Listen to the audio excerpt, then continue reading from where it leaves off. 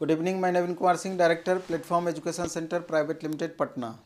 सबसे पहले तो मैं उन स्टूडेंट को थोड़ा आगाह करना चाहूँगा जिनका पिछली बार फाइनल सिलेक्शन हो चुका है एएलपी टेक्नीशियन में, लेकिन इस बार वो रेलवे एनटीपीसी का एग्ज़ाम दे रहे हैं। कंडीशन यहाँ पर यह है कि उनका सेशन अगर आपस में टकरा रहा है ग्रेजुएशन का और आईटीआई का, तो उस परिस्थिति में एग्ज़ाम देने से आपको 100% बचना चाहिए, नहीं तो आगे चल कर के आपको परेशानी का सामना करना पड़ सकता है। जो आपका जॉब पक्का हुआ है उस पर भी ग्रहण आपका लग सकता है, क्योंकि आप देखे होंगे कि पिछले बार वेरिफिकेशन में मैक्सिमम स्टूडेंट जो इस टाइप के थे भी तो वो निकल गए, और लास्ट मोमेंट में 2-3 बोर्ड में कुछ स्टूडेंट को ऑब्जेक्शन इस पर किया गया। हालांकि वो ऑब्जेक्शन इस बात का सूचक था कि आने वाले दिन में इस तरह की परिस्थिति अगर पैदा हो सकती है तो स्टूडेंट अधिक से अधिक परेशान होंगे, ये बात तय है। क्योंकि अब टेक्नोलॉजी का युग आ गया है, जैसे ही आपका आधार मैच कराएगा पूरा रिकॉर्ड आपका एक साथ सामने ला करके खड़ा कर देगा। खास करके जिन स्टूडेंट का फाइनल सिलेक्शन हुआ है उनको तो बचना ही चाहिए, और रिकॉर्ड एक जगह ला के खड़ा कर देगा तो पता चलेगा कि आईटीआई और ग्रेजुएशन का सेशन टकरा रहा है। वैसी परिस्थिति में हो सकता है कि आपको नौकरी से भी हाथ धोना पड़ सकता है। इसलिए पिछले एक वीडियो में और हम इस बात की चर्चा किए थे, लेकिन फिर से हम दोबारा से इसकी चर्चा कर दे रहे हैं। तो हो सकता है कि अगर आप एग्ज़ाम देने जा रहे हों तो अलर्ट मोड में आपको आ जाना चाहिए। और अभी जो एग्ज़ाम चल रहा है आपका रेलवे एनटीपीसी का, आप देख रहे हैं कि पहले चरण का एग्ज़ाम समाप्त हुआ है। क्वेश्चन का लेवल उसमें टफ नहीं कहा जा सकता है, मॉडरेट भी नहीं कहा जा सकता है, इजी टू मॉडरेट कह सकते हैं कि बहुत आसान नहीं था, बहुत ज़्यादा टफ भी नहीं था। धीरे धीरे रेंज लेकिन क्वेश्चन का आपका बढ़ रहा है। लेकिन दूसरे चरण का जैसे ही एग्ज़ाम अभी स्टार्ट हुआ, इसमें 27 लाख स्टूडेंट दूसरे चरण में हैं, तो जो कि आपका 30 जनवरी तक ये चलना है। तो इसमें आप पाएंगे कि धीरे धीरे क्वेश्चन का लेवल को बढ़ाया जा रहा है। मैथ वगैरह में देखेंगे तो कंसेप्ट बेस्ड क्वेश्चन अब आपको मिलने लगा है एग्ज़ाम में।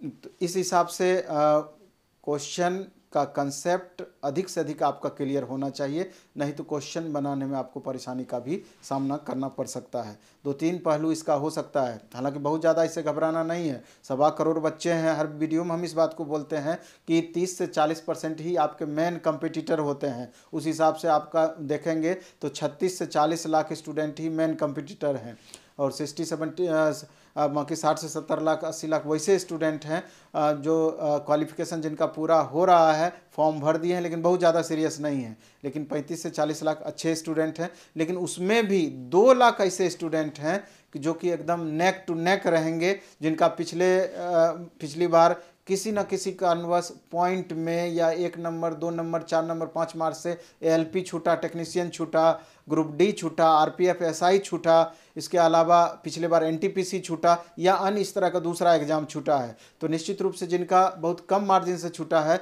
उन बच्चों का तैयारी उस समय भी बेहतर था, लेकिन दुर्भाग्यवश उनका फाइनल सिलेक्शन नहीं हो पाया। लेकिन इस बीच जो 2 साल का समय उनको मिला, या इस बीच जो समय उनको मिला है, इस बीच में निश्चित रूप से वो बच्चे अपना परफॉर्मेंस बहुत ऐड किए होंगे, बहुत परफॉर्मेंस अपना ऊपर किए होंगे, बहुत अधिक से अधिक मेहनत किए होंगे, क्योंकि वो कोशिश जरूर कर रहे होंगे कि पिछली बार जो हमारा कमी रह गया है इस बार हम कमी को बिल्कुल भी ना दोहराएं।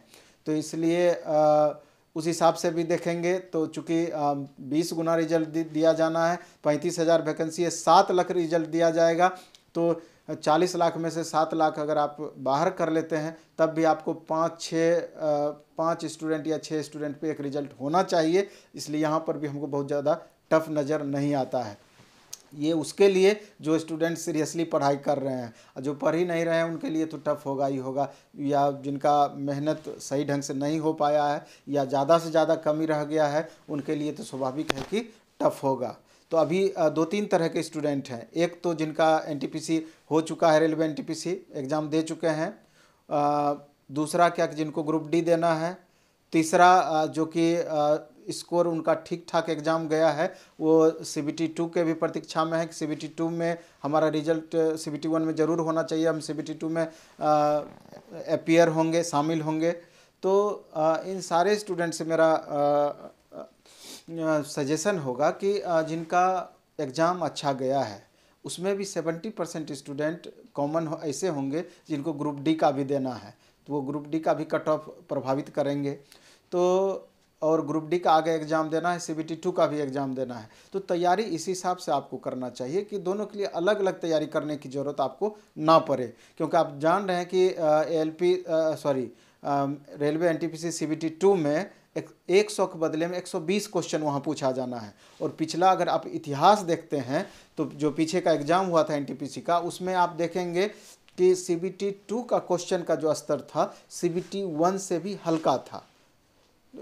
हल्का होने का ये भी कारण हो सकता है वहाँ पर कि चूँकि 90 मिनट में आपको CBT 1 में 100 क्वेश्चन बनाना होता है और वहाँ पर 90 मिनट में आपको 120 क्वेश्चन बनाना होता है। तो अगर क्वेश्चन बहुत ज़्यादा टफ कर दिया जाएगा तब तो आपको और ही ज़्यादा परेशानी का सामना करना पड़ेगा। तो हो सकता है कि बोर्ड इस हिसाब से भी क्वेश्चन पर अपना अप्रोच बढ़ाता हो या उस तरह का क्वेश्चन सेट करता हो।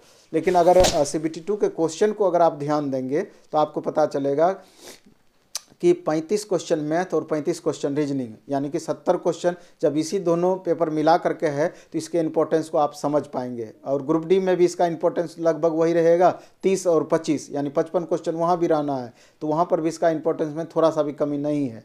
और इसके बाद आप GS सेक्शन पर अगर आप गौर करेंगे तो पाएंगे कि 50 क्वेश्चन GS सेक्शन से पूछा जाना है। 50 में से 10 से 12 क्वेश्चन रेलवे NTPC CBT 2 में जो पिछले बार पूछा गया था साइंस सेक्शन से था, 10 से 12 क्वेश्चन।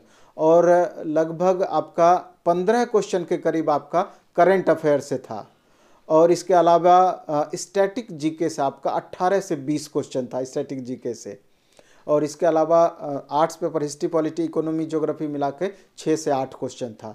तो अब इसमें भी GS सेक्शन में भी आप गौर कर सकते हैं कि किस अनुसार हमको मेहनत करना चाहिए जो कि स्कोर को हम प्लस कर पाएँ। तो वहाँ पर भी आप पाएंगे कि स्टैटिक GK और करंट का सबसे ज़्यादा महत्व है। यहाँ बनस्पत आपका थोड़ा सा कम आपको लगेगा साइंस में। साइंस का क्वेश्चन भी इस तरह का है कि मैक्सिमम बच्चे चूँकि अभी लगातार सब मेहनत किए हैं तो क्वेश्चन जो भी 10 से 12 क्वेश्चन पूछा गया है तो वहाँ पर अधिक से अधिक क्वेश्चन आप बना लेंगे, प्रॉब्लम नहीं होगा।